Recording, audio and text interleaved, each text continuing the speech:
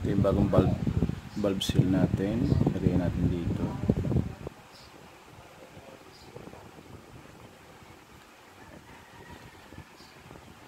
Magkaiba po ang valve seal ng version 1 sa version 2. Kasi ang valve seal ng version 1 is malaki.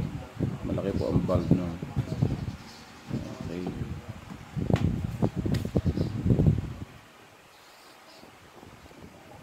Tapos ito.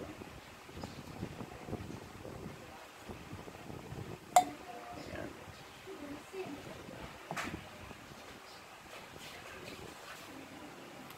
Ito yung improvised tools ko para pambara dito.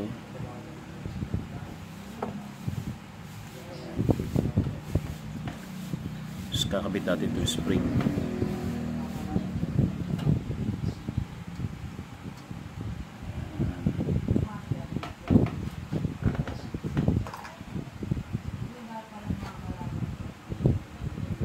Itong lock.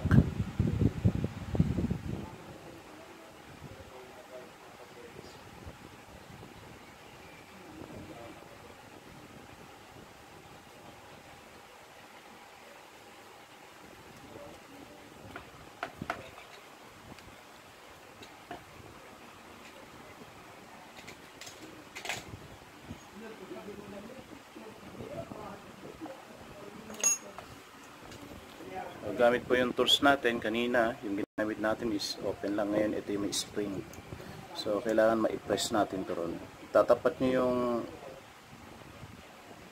itong part na to doon sa may lock para ma-itulak nya.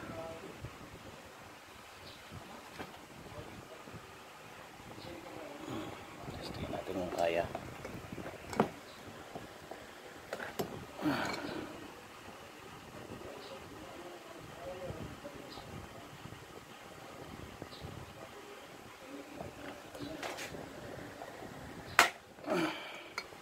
So yun, success.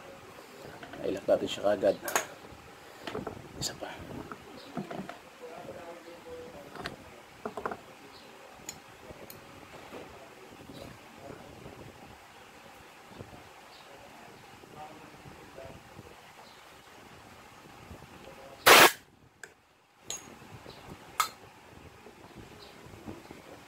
So lagay natin ulit ito para pamigil doon.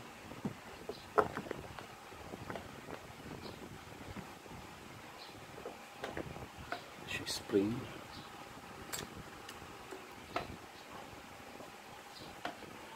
Yun yung lock.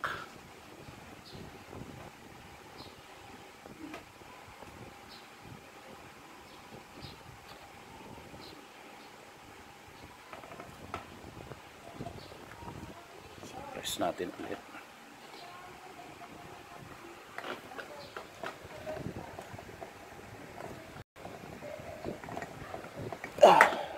Yes.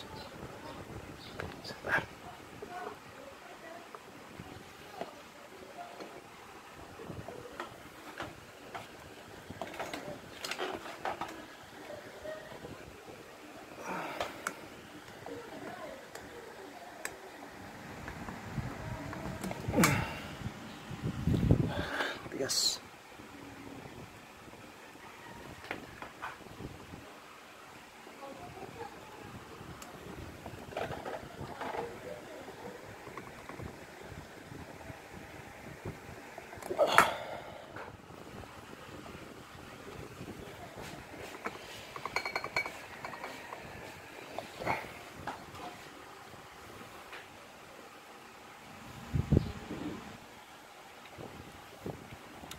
Finally, naikabit ko na. Tigas, pwersahin na. So, ano po, huwag na po natin gamitin yung gasket na nakalagay dyan. Palitan po natin ng bago. Huwag din po lalagyan ng gasket maker. So, palit tayo bago nito.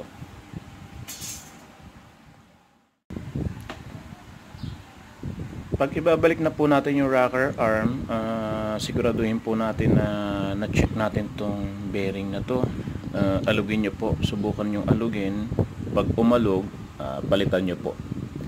Iingay po ang makina, hindi nyo ma-tune up ng maayos o ma-adjust tong topic nito. Pag ito sira ang bearing, check nyo po parehas bago nyo ikabit.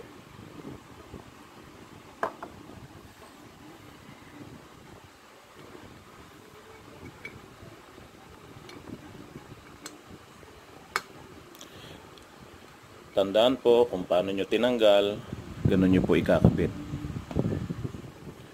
para wala tayong problema sa parts.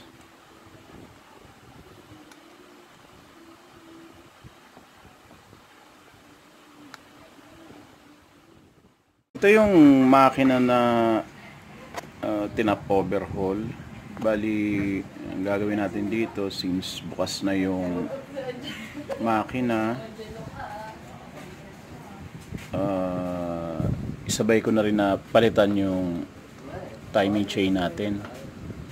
Medyo malutong na tong timing chain na to, kaya parang ano na siya eh, matagal na kasi yung motor na to. So sabay ko na rin na palitan tong timing chain and timing guide, tensioner, timing guide, tensioner, para isa ang bukas. Ngayon, pag nagpalit po kayo ng timing chain, make sure na isabay nyo na rin yung parts na to para baga isa ang bukas ng makina. Buy tayo ng original parts. Yan yung original parts natin. So, buksan natin to.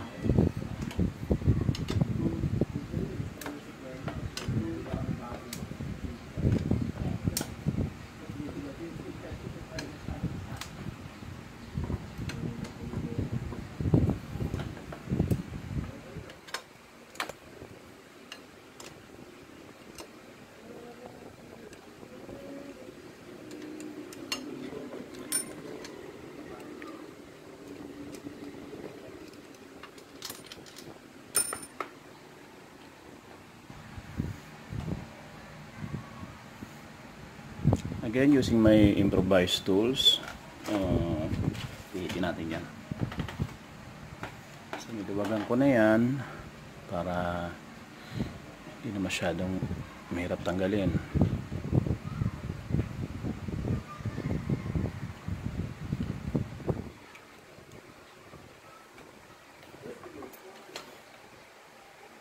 Tapos pulley.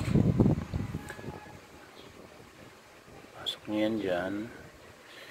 Hindi kasi matatanggal timing chain kapag hindi natin tinanggal tong magneto. Okay.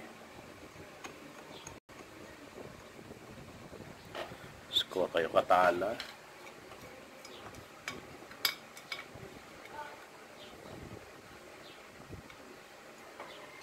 Speed.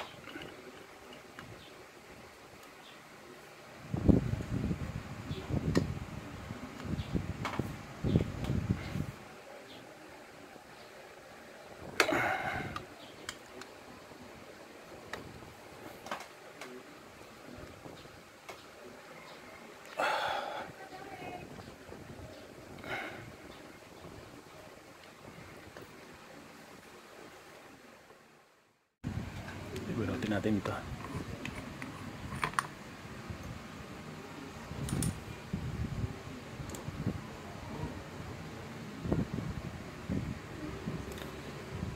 So ingatan po natin itong lock na ito na hindi mawala. Yan.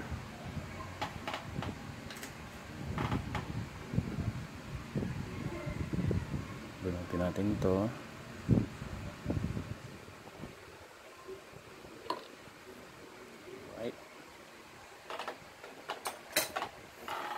So ito na yung timing chain natin. Tanggalin itong tensioner and hugot.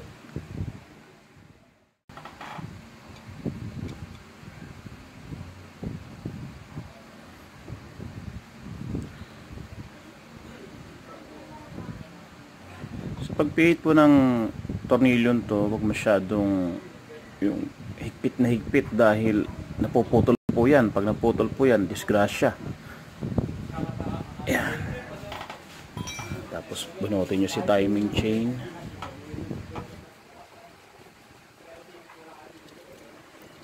Ayan. Kunin nyo to. Teka. Pala dalawang tornilyo, tanggalin. Hindi ko nakalimutan. Hindi kasi mabubunot yung timing chain kapag hindi nalisto. Alright. Tanggalin to. Ayan. Bunot.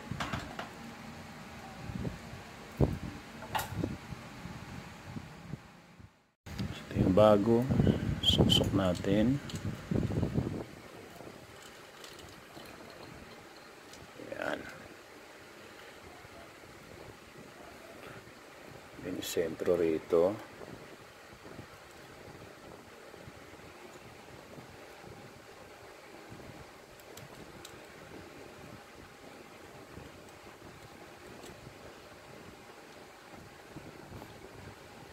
Siguraduhin nakalapat yung chain natin, hindi pwedeng tumalo ng isang ngipin yan. Yan. Kuha ka ng bitin. Bitin mo dyan. Tapos ipitan natin to.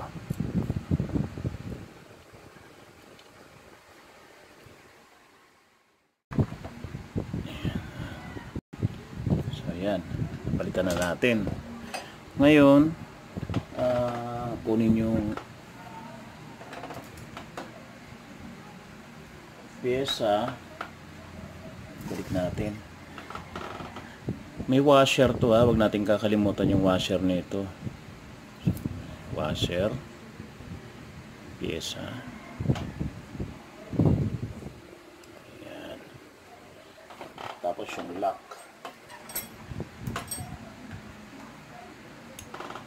Ito yung lock. Huwag natin kakalimutan to.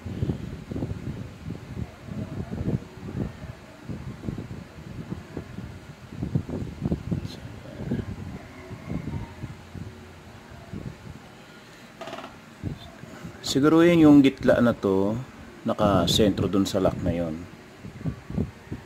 Okay. Yan. Ito. Pag sinalpak nyo, kailangan nakasentro siya dyan.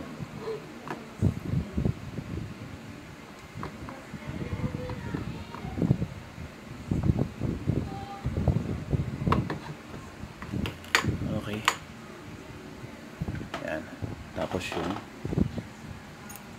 lock natin. So ito, yung nut.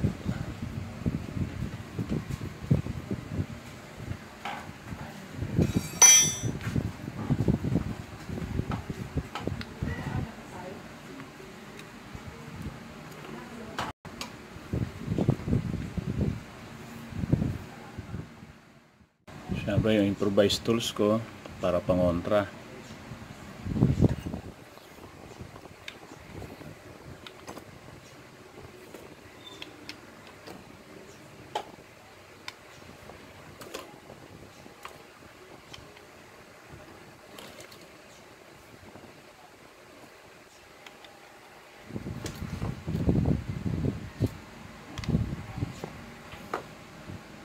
Siguruhin po natin mahigpitan natin tong nut na to kasi baka kumalas o lumuwag, kakalog-kalog po yung magnito na yan. Maninira tayo ng pyesa kapag hindi natin higpitan yan.